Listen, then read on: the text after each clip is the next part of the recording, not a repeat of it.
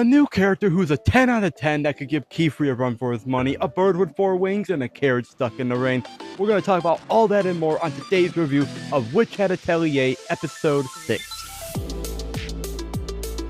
Yo, what's up? Welcome back. Welcome if you're new. My name is Mark, and today, as I said, we're talking about Witch Hat Atelier.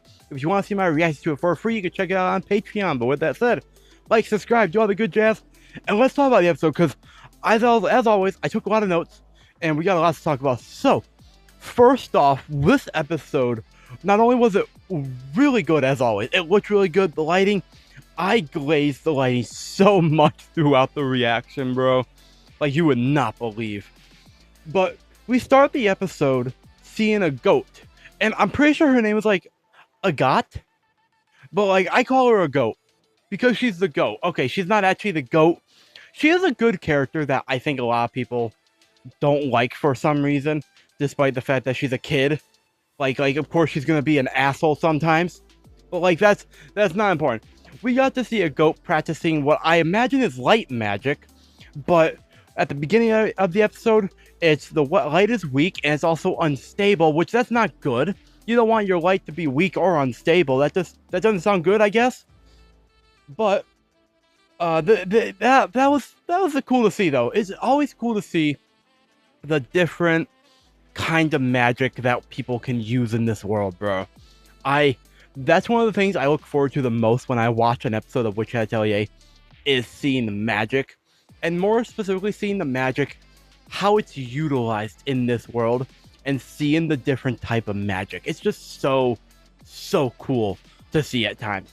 But then we cut to a scene of a goat looking over the horizon, and but I should mention that before this, she's practicing the light magic outside, and that's because she was Coco was being a little too loud.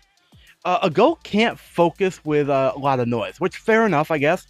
Personally, me, I need noise to concentrate. Like, I like having background noise, whether that's a fan or music or something. I like having music or music in the background usually.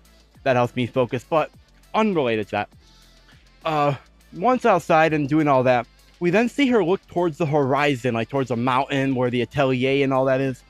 And we see what I call an ominous sky moving towards the Atelier. Like you can't look at that shot and not think, oh shit, something's gonna happen. And lo and behold, something fucking happens. But with that said, I also want to talk about the bird that with 4 wings that I mentioned. It's a bird with 4 fucking wings, at least 4. There could have been more, but I only saw the 4 wings, and my reaction when I saw it was like, what the fuck? Because what the fuck? It's a bird with 4 wings. Why does it have 4 wings? Do the wings actually help? Like I have questions about the bird. I don't normally have questions about a bird in an anime, but this anime has me questioning the birds. But like, we might have seen that bird before. I just don't remember it. But still, what the fuck? But I want to talk about that. But then, after that scene with a goat and all that, we see Coco lamenting to how it's trying to repeat after everything. Like, she's trying to repeat the work, the drawing, and just like practice and all that. But she laments how she never got to pick a pen. And my prediction in regards to that is, I think it's going to be a situation of the classic, she stumbles upon a really powerful pen for some reason. Or something like that. I don't know if pens are powerful or not in this world. I actually don't know much about pens aside from how they're used to draw with the ink and all that. And how their pens are kind of like, they're the wands of the witches. And they're like suited to different people, apparently. It's like the wands set up in a fucking Harry Potter. That's what I can equate this to, unfortunately. I don't have much to go on. I don't have much knowledge in terms of like other series and franchises that have like magic like this. So Harry Potter is my go-to comparison. And I mean, it's not wrong. It's just, I wish I had more to compare it to, unfortunately. But yeah, I don't think we're going to get a classic. I think we're going to get the classic. She finds a wand. Not a wand. Damn it. She finds a pen, and it just ends up being the pen that she uses. It's not going to be like she goes to the shop and finds one. I don't think. Hey, if they do that, I'm down for that. Something normal like that happening, like that'd be cool. But then, she's struggling, and eventually she's very tired. She falls asleep almost, but before she can fall asleep, she falls back against Kifri, who happens to be there. He's there. He's looking pretty as always, and he's just there. And and she's like apologizing because she's like she's not actually tired. She's not sleeping.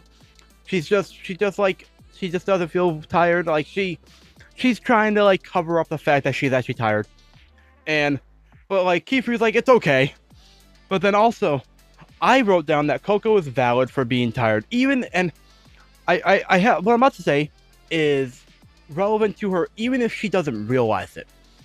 Coco has had a fucked up couple weeks or however long this has been. I don't even know if this has been more than a week, honestly, since this all started for her. But like she's had a fucked up at least a week. Like not only does she learns about forbidden magic and freezes her mother in like crystals or something. I still have no idea what the fuck her mother was like trapped in, or if that's ice. I don't know how that works. If like, cause when I feel like the mother, if she stays like that for too long, she'll just be fucked. And when the spell's broken, she'll just be dead, like from hypothermia or something. I don't know, but she had that happen. Then she has to almost lose her memories, and then she's thrust into the world of magic, being a witch, and then on top of that, she also has to now become an apprentice and become a proper witch, and then on top of that, she has to deal with three other apprentices that are insane at times, except for Riche. Riche's just chilling, and she's so valid for that. But then she also has to deal with a goat who almost gets her killed. I can't defend her goat for that one. Like she did almost get Coco killed. But then she also then has to deal with a fucking dragon later on. Like Coco's situation is completely fucked. And so she's so valid for being tired, even if she doesn't realize that she's actually tired. And that's not even including the fact that whether she realizes it or not, well, no, she knows that she's like the talk of the witch world. I keep almost saying wizarding world because I'm so used to Harry Potter. But the witch society and all that, she knows she's the talk of the society over there. And so whether she realizes it or not, she also has to deal with the pressure that comes from people knowing about her. They might not know her name. They probably don't. But they know about her. Like she just has such a fucked up situation that it's easy to forgive her for most things. I still do kind of blame her for the dragon whole dragon shit. But that's in the past now. We're over that. And then moving on from that, Kifri, he's like, "Yo, let's go to the kitchen." And then she smells something good. He opens up a pot and he's like, "Here, try this stew." She tries it. It's delicious. And then he drops a bombshell. It's 2 years old. Like, what the fuck? But then before we like realize that she ate expired food, he's like, "Yo, this is a magic cook pot." I don't know why they just call it. They don't just call it a magic crock pot, but a magic cook pot, which repeats the moment that repeats. How do I spell that? Repeats the moment something was freshly made. I guess. My writing at times, because I try to fit so much on paper. I try to fit so much on paper that sometimes I'm writing. But like basically, somehow that cook pot just magically keeps stuff refreshed. This is the kind of shit that I love to see. I love seeing different uses for magic. Like just casually like being able to keep food edible for so much longer. That's so dope. Like a real world use for that. Like it'd be very expensive, but it'd be like a one-time use, one-time purchase, and then you just gotta replace the sigil every so often, which probably easy enough. Like all things concerned, but like that could be used for like people who like are like tight on money at times. They can make something big, and they can ration that out for so long. Like, bro, that's so useful. And so then he's like, yo, why don't you try this? And like they basically end up cooking because she has a yam, whatever the fuck a yam is. He's like, yo, try heating up this yam with a pyre ball. And she's like, okay. She goes to do that, and she practices. It doesn't work immediately. She keeps going for it, and eventually it does work. Sometimes the flame's too hot. Sometimes it's too small. Like, there's a middle ground that you have to reach, a perfect balance point for it. And then I also wanted to talk about the fact that not all people learn the same. Like, a goat, she learns by just pure repetition. Just sitting down, focusing, and just doing her thing. Coco, I think Coco learns best by being more, like, hands-on. But also being more, like repetition probably will help her. But in the sense that, like, it leads to a goal. Yeah, like, a goat has a goal of, like, when she does repetition to, like, get the spell to work. But I think for Coco, like, the objective to get the spell to work, roasting yams, eventually it works from repetition of going towards that specific goal of roasting yams. I think that's how she'll properly, like, learn to do it. And we also learn that Kefri first mastered water magic because he's a bad swimmer and he hates being wet, and he also wanted to, like, learn how to, like, wanted to get out of washing dishes and stuff.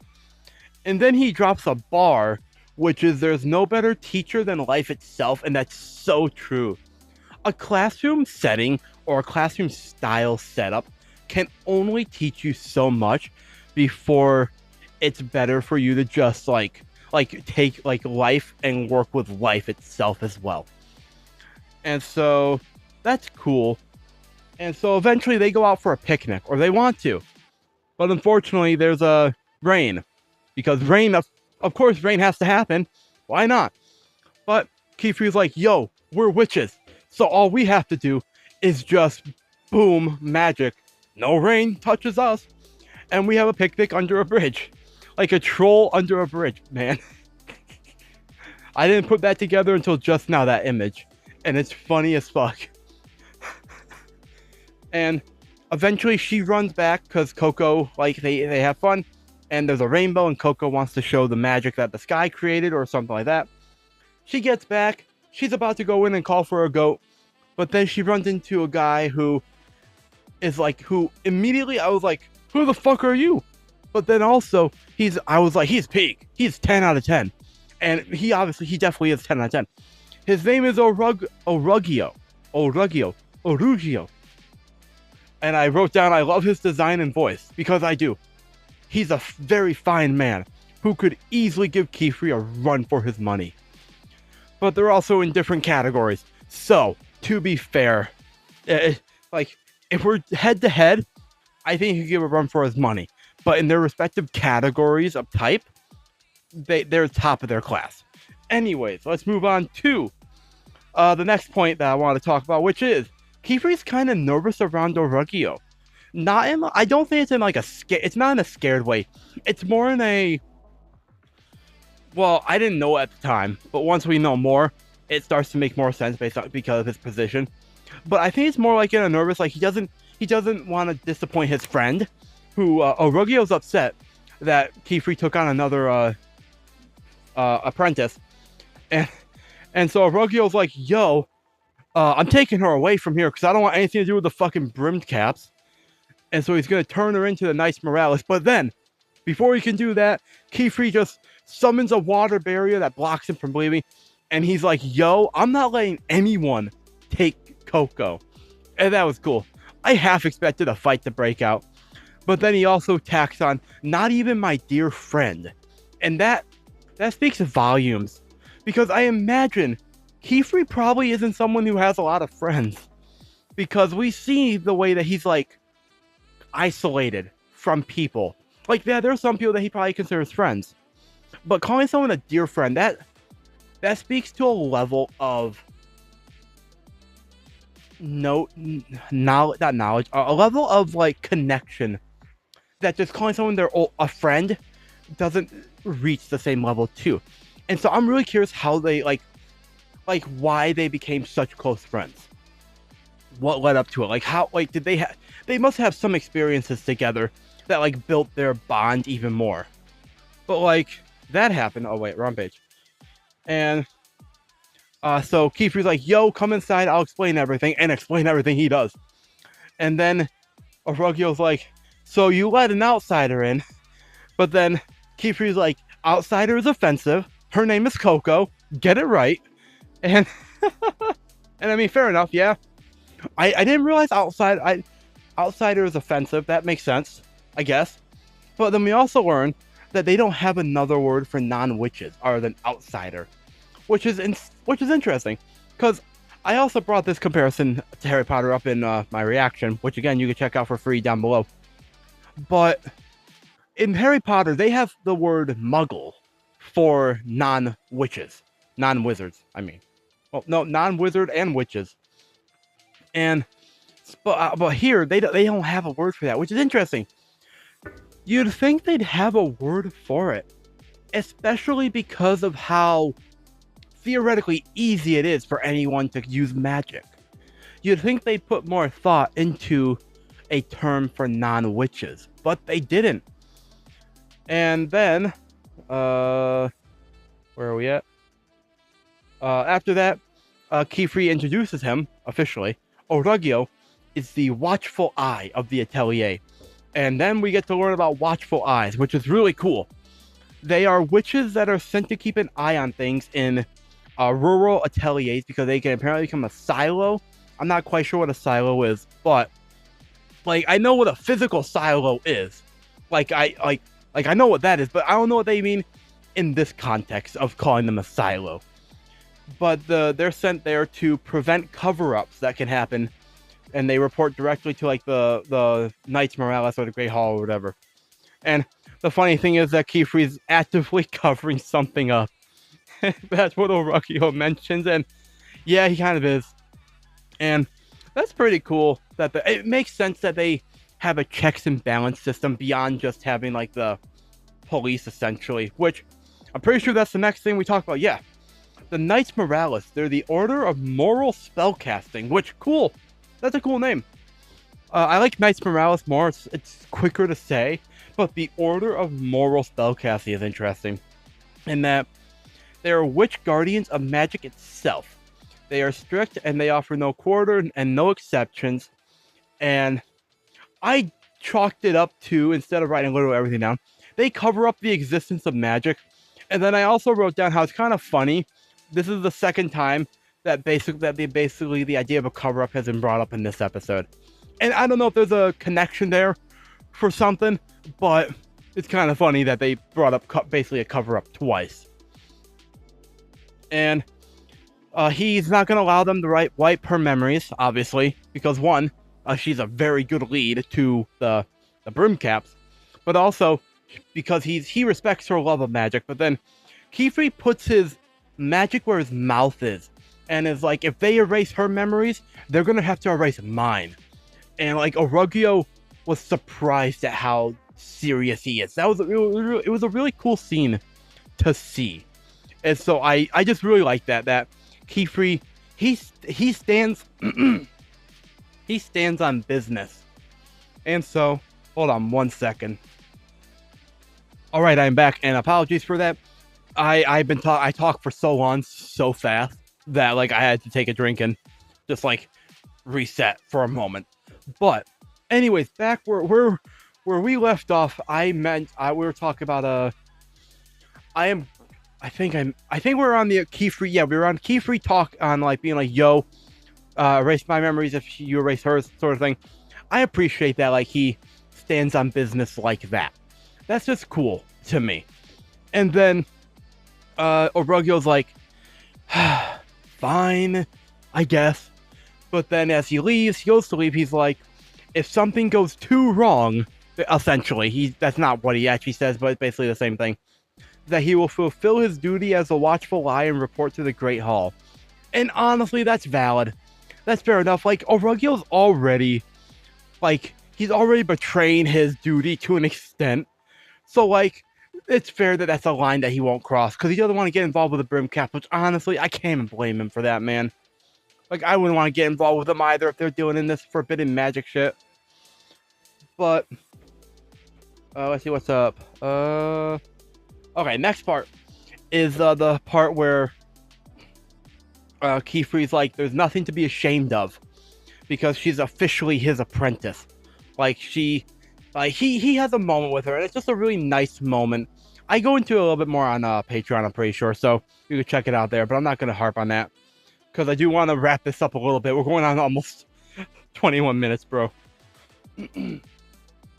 But next up is the brush buddy gets lost in OLRUGGIO's room, and motherfucker, here, stay. And so they're drying off because they like took a bath and all that because they don't want to catch cold. Hold on one second. There. Okay, I'm back. So, Coco has to chase after the brush buddy because she can't find him. She wants to dry him off. He gets lost in, the brush buddy steps into OLRUGGIO's room, and he has like a no knocking policy. If you knock, you get cursed, sort of thing. And that's just funny. I like OLRUGGIO, man. He's just so cool. And then we get to see his magic in action. He basically has these two like rings on his thumb that he puts them together, and then he's just like, yo, dry off, I guess. I don't quite know what the fuck his magic actually did, but he basically dried them off. They're no longer wet. And so that was cool to see. And of course, Coco was like over the moon for it. But then we also noticed that he has a bunch of rings, which is cool. Which I assume they all do different things. I'm so curious to see what else his magic can do. But then we also finally get to see something. Before that part, he mentions how he doesn't want her catching cold, and basically he includes their health as a part of watching them, and I just think that's sweet. He's like a reluctantly shy mother hen, if that makes sense. He's not gonna, like, he'll like do his own thing as a mother hen, but he won't draw attention to it or like make a big deal out of it. He'll just do it, and I just love that for him, man. I just love OLRUGGIO already, bro. But then finally, we get to see the glowstone path again that we saw Coco have deal with in the first episode, I'm pretty sure. And she's like over the moon for it. And apparently, it's OLRUGGIO's masterwork, whatever that means. I don't know if masterwork is like he mastered it or if he made it. But the point is, it's his whole thing. One of the things that he mastered, apparently. And Coco's like, it's the first spell that made her love magic. And this is really cool. And we also learn how it works. It's basically a pressure plate that connects like the sigil to like everything else. It's actually a really cool setup. And I love how like they connect like not technology, but like they connect engineering also to magic in that way. That's just really cool to me. And they have a nice moment as well about how about the whole magic thing and how it's her favorite magic and how it's bittersweet for her as well. And like it's just a really good scene. I also talk about it more over on Patreon, so you can check it out. But then she leaves. She says goodbye. He kicks her out essentially. He goes to lock the door, but he doesn't, I don't think. And he mentions how they'll erase her love for magic as well, which that'd be depressing, honestly. But then I wrote down he's already attached to Coco, even if he doesn't know it. Like he definitely, like, push comes to shove. By the time like the big bad shows around and like they're gonna like take Coco away or something, OLRUGGIO will be like, yo, not on my watch. I'm already calling it. He's gonna be attached to her by the time that happens. Like he's already attached, if we're being honest here. And it probably helps that the glowstone path was like the thing that made her like really love magic. And then finally, I got alright, 2 more things. Got one more thing to talk about before we get to the final thing. A goat. She can't focus with noise. We talked about that earlier, but that came up in here. I'm pretty sure we talked about that earlier. We talked about a lot this episode, man, this review. So I could have forgot. but she's like, she can't focus with the noise because it's raining outside and it's becoming louder. But then she's like, okay, this could be part of my training. I just gotta work through the sound, through the noise. And I gotta respect that she's diligent about her work, but then she's like, she's so close because the light magic is stable now, a little more stable. And she's like, I'm so close to taking the next test soon. And I didn't know there was a second test. I thought the first test was all that was needed. But anyways, she's close to taking the next test. And that will allow her to apparently work in the outside world, which that's cool. I hope we get to see more about that. I really, really, really want to learn more about how the rest of the world within like the witch society functions. I really want to see more of that. And so that's really cool to see. And I'm curious to see if she'll pass or fail this test. I want to know what the test is. I want to know if the test is different every time or if it's like the same, or I just have questions. I assume it probably involves light, given the fact that she's using fucking light magic for some reason right now. And then finally, it gets too much for her, and at the same time as it's getting too much for her, someone's like calling out for the witch, Keyfree. And she goes downstairs, and that's when we learn that a carriage is stuck in the river because the rain took out a bridge somehow. I'm not sure how that fucking works, but it took out a bridge. And there's a carriage stuck in the river, in the middle of the river. And the guy there is like begging for help. And he's like, my son is trapped. Please, you have to help him, Mr. Witch. And a goat wants to help, and she promises to be useful because Keyfree was originally going to take him and OLRUGGIO, Mr. 10 out of 10. But she's like, take me, I promise I'll be useful. And that's when it ends. But my question now is this a legit situation, or is this like a trap of some kind? I would not put it past anyone to like set up a trap like this to like get Keyfree or Coco alone. But it could be a trap. But if OLRUGGIO doesn't go and stays behind, then Coco will probably be safe. But if Coco goes with them, I actually don't know. I don't know if this is a trap or not. This feels like it could be a trap. I'm skeptical. But I'm a very skeptical person half the time when it comes to shit that looks like it could be a trap to me. But that was the episode. Those are my thoughts. And this was a review of the episode. And I am very curious to know what your thoughts are in the comments down below. So make sure you let me know. And while you're down there, again, as always, make sure you check out our Patreon for the free full-length reaction. It's over there. And, yeah, let me know what your thoughts are again. Like, subscribe, ding that notification bell, hype the video in the YouTube mobile app. Helps me out a lot. Seriously, it does. And, of course, if you join the Patreon, become a paid member, you get access to all my exclusives and my previous full-length reactions. And, alongside that, you also get your name at the beginning and end of every single one of my videos. And/or... because sometimes I forget to put it at the beginning or the end. But you'll get a shout out one way or another. And with that said, again, let me know your thoughts on the comments down below. And until next time, my name is Mark. Never stop being yourself. Stay safe out there. And we're already going on 29 minutes long. And until next time, never stop being yourself. Stay safe out there. And I will see all you incredible people in the next video.